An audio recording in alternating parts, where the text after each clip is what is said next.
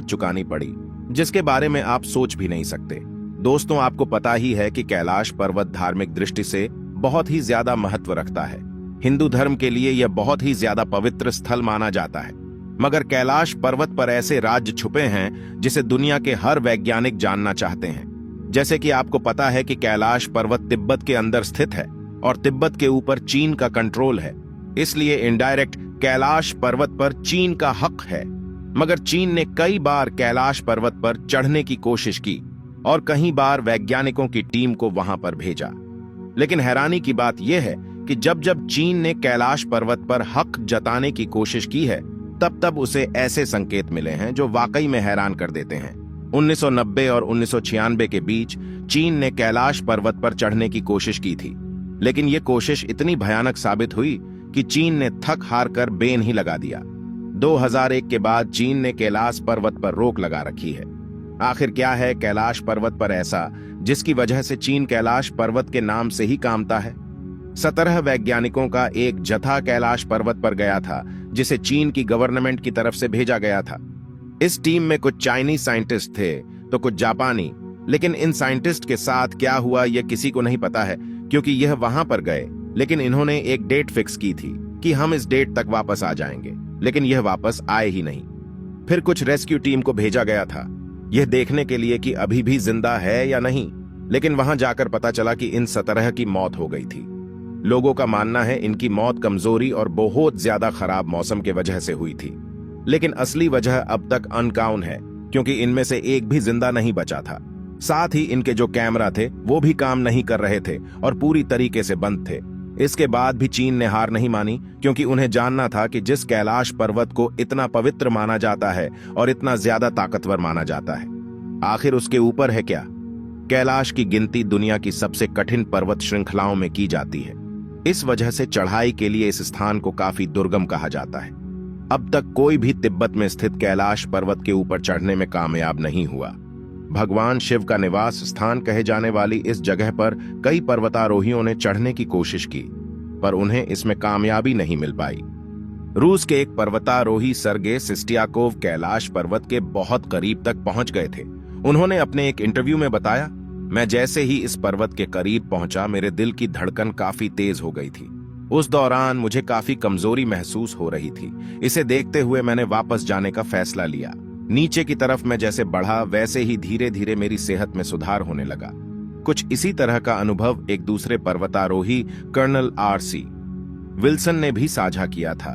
उनके अनुसार जैसे ही वह कैलाश पर्वत के नजदीक पहुंचे, अचानक ही तेजी से बर्फबारी होने लगी, जिसने उनका रास्ता रोक दिया और आगे जाने नहीं दिया। लेकिन आखिर कैलाश पर्वत की चोटी पर ऐसा क्या छुपा हुआ है? हिंदू धर्म में कैलाश पर्वत को शिव का गरा माना जाता है। कहते हैं पर्वत पर शिव और पार्वती विराजते हैं, मगर इस रहस्यमयी पर्वत का नाम सिर्फ हिंदू धर्म की किताबों में ही नहीं आता। जैन धर्म के अनुयायियों का मानना है कि सबसे पहले तीर्थंकर ऋषभनाथ को कैलाश पर्वत पर तत्व ज्ञान प्राप्त हुआ था। बौद्ध धर्म के अनुयायी भी मानते हैं कि महात्मा बुद्ध पहाड़ की चोटी पर रहते हैं। तिब्बत के डाउ अनुयायी इस पर्वत को पूरी दुनिया का आध्यात्मिक केंद्र मानते हैं। डाउ धर्म तिब्बत में बौद्ध धर्म से काफी पहले से है। ऐसी कई सारी दंत कथाएं हैं जिनमें यह बताया गया है कि कैलाश पर्वत के ऊपर शिवजी का घर है और साथ ही स्वर्ग तक जाने का रास्ता। ऐसी और भी कई बातें लिखी हुई हैं और इसीलिए चीन बहुत ही ज्यादा उत्सुक था यह जानने के लिए कि आखिर ऊपर है तो है क्या, और इसीलिए ही उन्होंने फिर सोचा कि अब वह हेलीकॉप्टर से जाएंगे। आमतौर पर हेलीकॉप्टर और एरोप्लेन को माउंट कैलाश के ऊपर से उड़ाना बिल्कुल ही मना होता है, क्योंकि यहां का मौसम इतना खराब होता है कि कोई भी हवाई जहाज इसमें टिक नहीं पाएगा। लेकिन चीन ने फिर भी एक हेलीकॉप्टर को वहां पर भेजा। चीन के मीडिया रिपोर्ट्स ने कहा कि जब उन्होंने हेलीकॉप्टर की उड़ान भरी थी तो शुरुआत में उन्हें कैलाश पर्वत के काफी खूबसूरत नजारे दिख रहे थे। उन्हें लग रहा था कि इससे ज्यादा सुंदर और शांत जगह और कोई भी नहीं है। इनके साइंटिस्ट्स का कहना था कि अगर यह सफर ऐसे ही चलता रहा तो उन्हें किसी बात की चिंता नहीं है, लेकिन इनको ये बात नहीं पता थी कि यह तूफान आने के पहले की शांति है, क्योंकि जिन नजरों का यह मजा ले रहे थे वह मजा चुटकियों में इनके लिए सजा बन गई थी। क्योंकि थोड़ी ही ऊंचाई पर जाने के बाद कैलाश पर्वत के वातावरण में बहुत ही ज्यादा बदलाव आने लगे थे। उनका कहना था कि वह जब जमीन पर देख रहे थे तो हर जगह पर हिमस्खलन आ रहे थे। ये हिमस्खलन बहुत ही ज्यादा बड़े थे। उनका कहना था कि नीचे देख के उन्हें थोड़ा डर लग रहा था, लेकिन ऊपर देखकर इन्हें और भी ज्यादा डर लग रहा था, क्योंकि ऊपर ऐसे घने काले बादल थे मानो वो हेलीकॉप्टर को निगल जाएंगे।